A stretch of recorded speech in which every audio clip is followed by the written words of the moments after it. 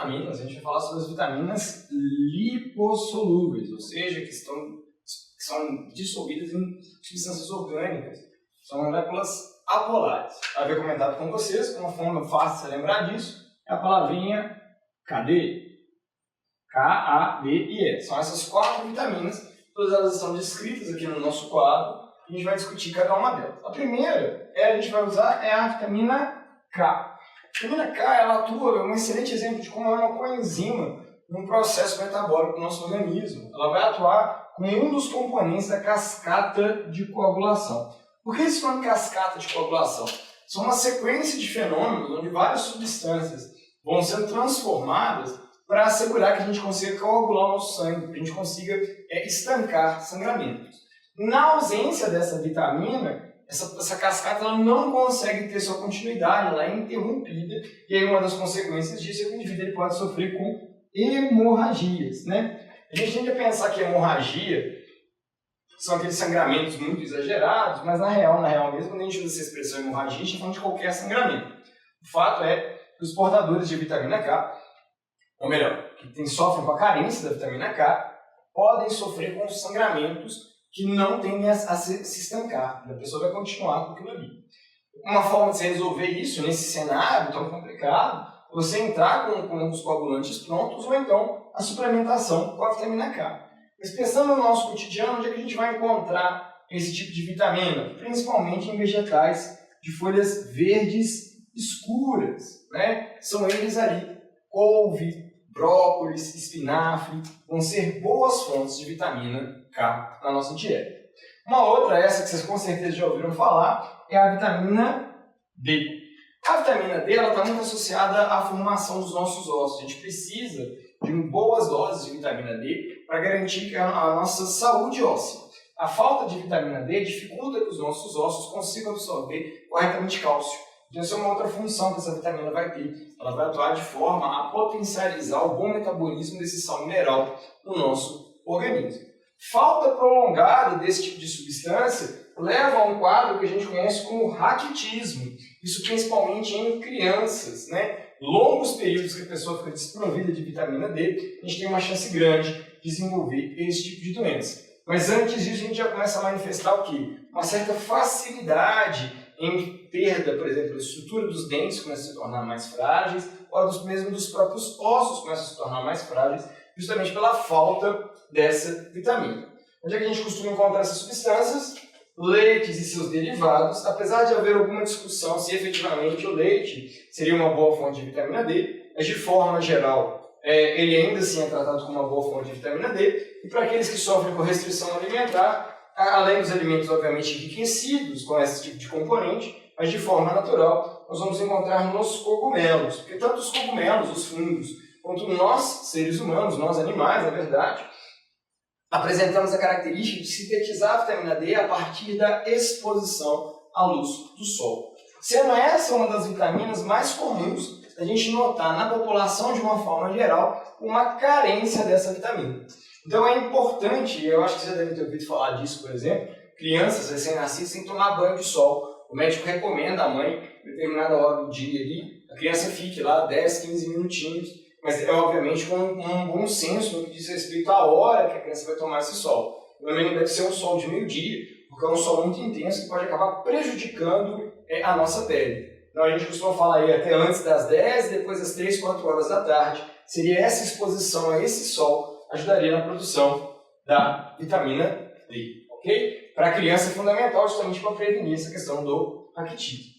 Uma outra, essa relativamente pouco conhecida, a gente não vê muitas discussões acerca dela, é a vitamina E. Um dos motivos da gente não ver muita discussão acerca da vitamina E é que a falta dessa vitamina é muito rara. Então é uma vitamina que facilmente a gente consegue obter, principalmente se a gente pensar na fonte que ela pode ser, que são as oleaginosas, né? Quem são essas oleaginosas? São esses diferentes tipos de grãos que a gente consegue produzir os óleos que a gente usa no nosso cotidiano. Como, por exemplo, a gente vai ter o azeite de oliva, o óleo de soja, as castanhas, de uma forma geral, né, vão ser fontes efetivas desse tipo de vitamina. Qual é o papel dela no nosso organismo? Ela vai atuar como um antioxidante. O que isso quer dizer? medida que o nosso corpo funciona, principalmente quando ele funciona sob sobrecarga, por exemplo, atividades físicas muito intensas, a gente tende a liberar radicais livres. Esses radicais livres são substâncias muito reativas, e elas, por serem muito reativas, por quererem oxidar outras substâncias, acabam atacando o nosso próprio organismo. O que a vitamina E é, então? Ela atua meio que se sacrificando por interagir com esses radicais livres, evitando que eles oxidem outras estruturas do nosso organismo. Por isso que a gente vai dizer que a função dela vai ser antioxidante. Períodos muito longos, quando a pessoa sofre com falta de vitamina E, podem levar principalmente a interferências no sistema nervoso. O indivíduo começa a ter dificuldade mesmo de raciocínio e coisas do gênero, porque essa vitamina ela vai atuar nesses pequenos processos também. E finalmente a última, que também é uma das mais famosas, que é a vitamina A, ela está muito associada à sensibilidade à luz. Os nossos fotorreceptores, as nossas células nervosas que se encontram nos olhos, para elas efetivamente conseguirem responder à presença de luz, principalmente pensando na perspectiva de variações de intensidade da luz, a gente precisa da vitamina A, que muitas vezes ela é chamada inclusive de retinol. Esse nome ajuda bastante, né? Retinol, retina, é uma região onde a gente encontra essas nossas células nervosas.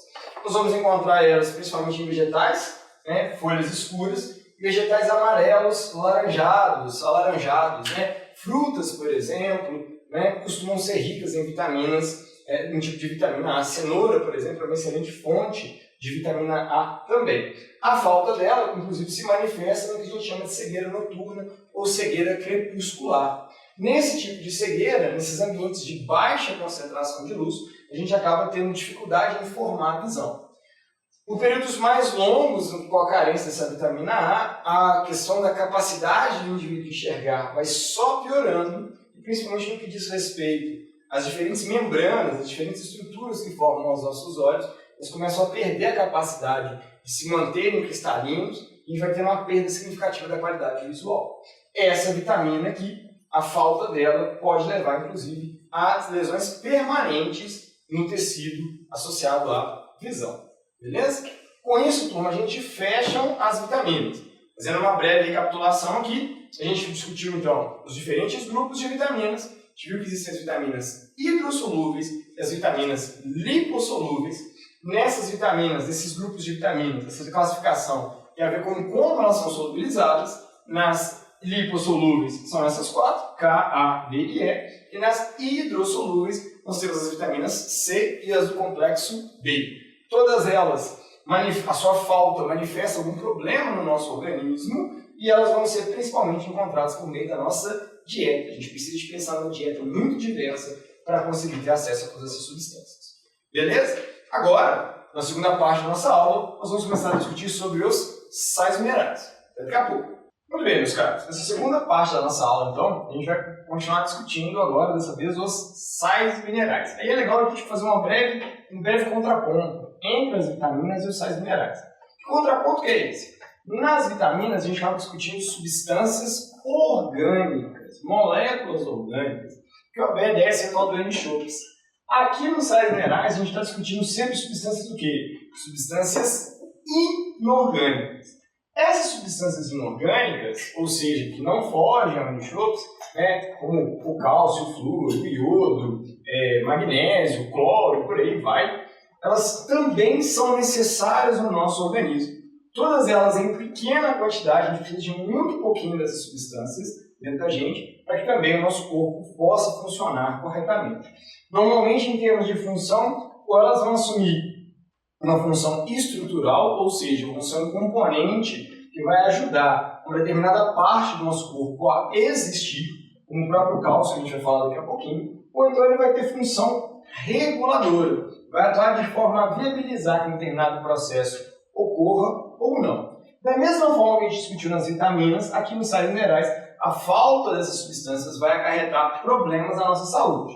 O excesso também. No entanto, no que diz respeito a esse excesso, é menos comum a gente notar a ocorrência de problemas associados a uma grande entrada de sais minerais, com exceção de um sal mineral em específico, que hoje é um problema, pensando na nossa modernidade, são os alimentos processados e ultraprocessados, que vão ter alto teor de sódio. Esse alto teor dessa substância pode acarretar alguns problemas, que a gente vai discutir isso daqui a pouquinho. Então, beleza, olha só. A gente precisa deles em pequena quantidade e a gente só vai conseguir ter acesso a eles por meio da dieta. A gente precisa se alimentar para conseguir acessar esses sais minerais.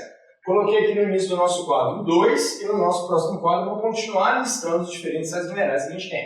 Então, o primeiro que está aqui é o cálcio, né? Cálcio a gente conhece, a gente sabe, já ouviu falar bastante sobre ele, e ele vai ter a função de fazer o quê? Né? Ele vai ter a função de atuar no processo de formação dos nossos ossos e dentes. Esse é um dos sais minerais mais abundantes em nosso organismo. Ele vai contribuir para a formação da porção dessas estruturas, ossos e dentes, da porção inorgânica.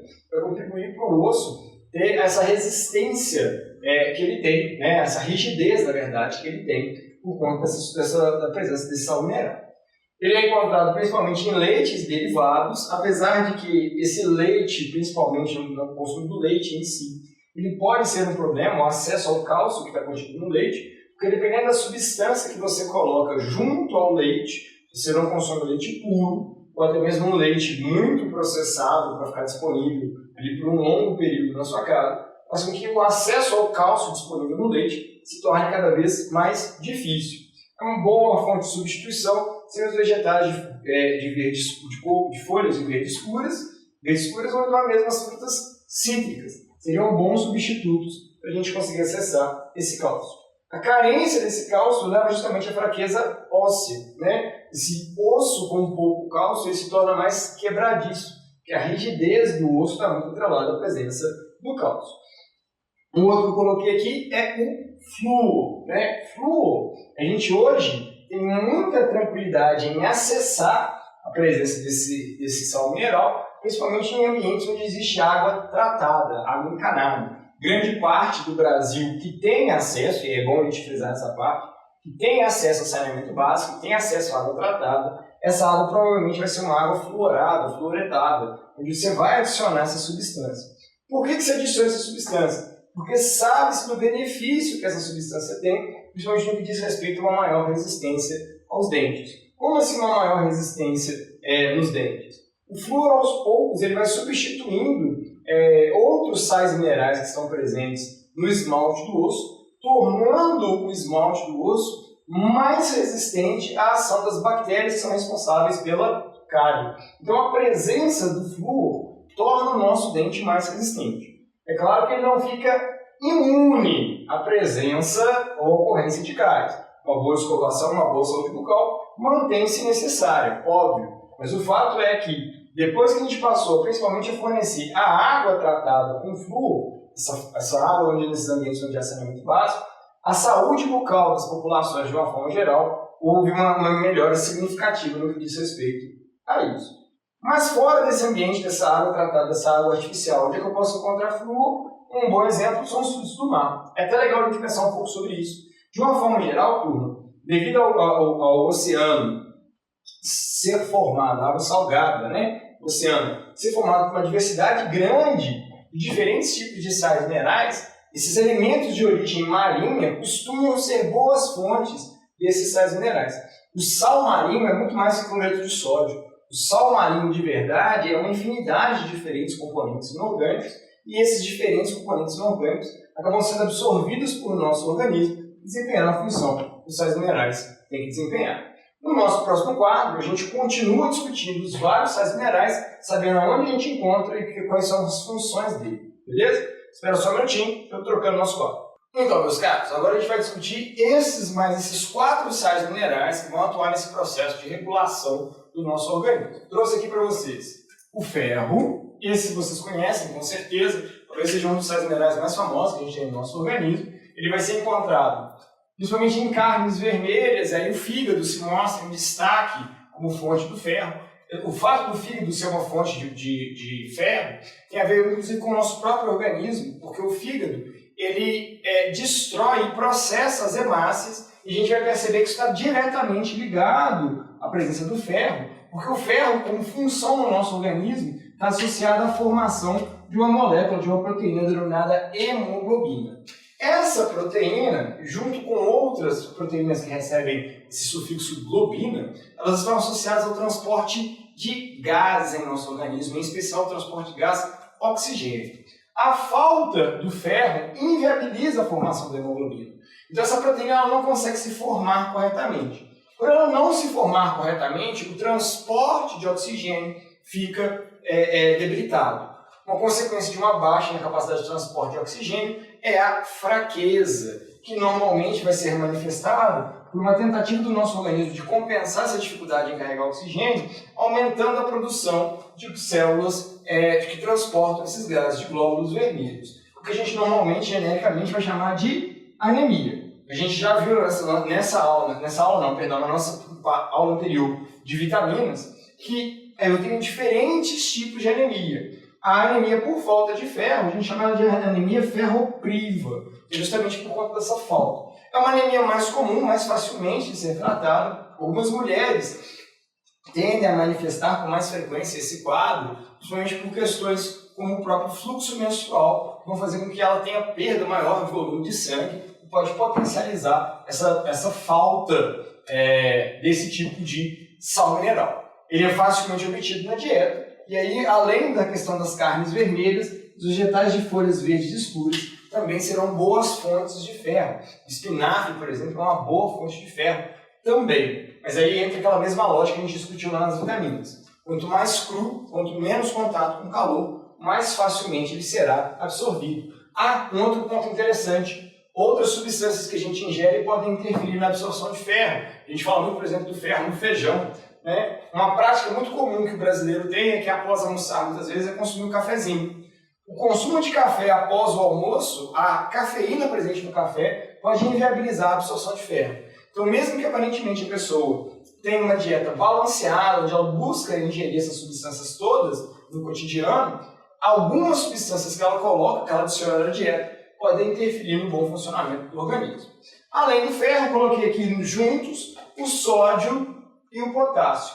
Por que eu coloquei esses dois sais minerais juntos? Por conta da bomba de sódio e potássio. Esses dois sais minerais, eles atuam na propagação dos impulsos nervosos, eles garantem que os impulsos elétricos que formam o que a gente chama de impulsos nervosos consigam se deslocar ao longo dos neurônios. Então a gente precisa dessas substâncias, inclusive a falta delas pode levar a esses problemas nas sinapses. Então pessoas que têm falta desses dois sais minerais, entre outras coisas, podem sofrer com problemas neurais, por exemplo, manifestar na forma de um ataque de epilepsia, justamente pela falta desses sais minerais. No caso específico do potássio, a gente discute muito, a gente fala muito sobre ele pensando na questão da cãibra. Apesar de que a contração muscular está mais associada ao cálcio, o potássio ele ajuda a regular o cálcio no músculo e ajudar no processo de contração. Realmente, se a pessoa tiver com muita falta de potássio no organismo, ela pode experimentar esse processo de cãibra. E aí uma boa dieta, principalmente previamente a atividade física, com boas doses de potássio, pode ajudar a prevenir esse tipo de problema. Eu comentei mais cedo na nossa aula que o excesso de sódio hoje se torna um problema, principalmente por conta dos alimentos industrializados. O sódio é um excelente estabilizante para alimentos industrializados, ele aumenta a durabilidade dos alimentos. O excesso de sódio pode se manifestar mais comumente, por exemplo, com o quadro de hipertensão. Pessoas com grande quantidade de sódio tendem a ter que sofrer com esse problema de pressão alta e vão precisar de regular a entrada desse elemento no organismo, justamente para evitar esse tipo de coisa e evitar complicações associadas ao sistema circulatório. E o último sal mineral que eu quero discutir com vocês é o iodo. O iodo, ele hoje deixou de ser um problema para a população brasileira devido a algumas políticas que foram adotadas para prevenir que esse sal mineral faltasse na dieta dos brasileiros. O iodo, eu havia dito anteriormente na nossa aula, que a maior parte dos sais minerais são encontrados no sal marinho. Então, nas comunidades interioranas que formam o nosso país, o acesso ao iodo era cada vez mais difícil, justamente porque esses alimentos, como frutos do mar, simplesmente não chegavam, porque era difícil, era caro, não era todo mundo que tinha acesso a esse tipo de alimento. Por consequência disso, o que a gente notava? Muitas pessoas tinham problemas relacionados ao metabolismo, e tem um nome específico para esse problema, chama esse problema de bócio ou papeira. As glândulas que a gente encontra bem aqui no meio do pescoço, que a gente chama de glândulas tireoides, ou a tireoide, elas precisam desse iodo para formar hormônios que estimulam o nosso metabolismo.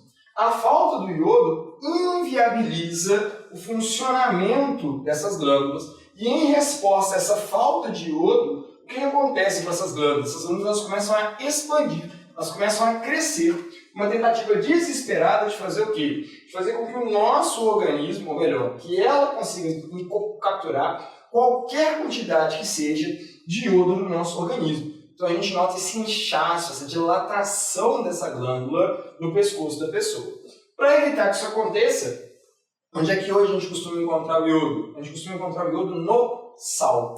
Por que no sal? Porque sal é um alimento barato, todas as pessoas tendem a consumir sal, tá certo? Então, indiferente da classe social, ele vai consumir o sal e, dessa forma, viabiliza que mais pessoas tenham acesso a esse sal mineral, quase que tornando inexistente a ocorrência do bócio na população brasileira.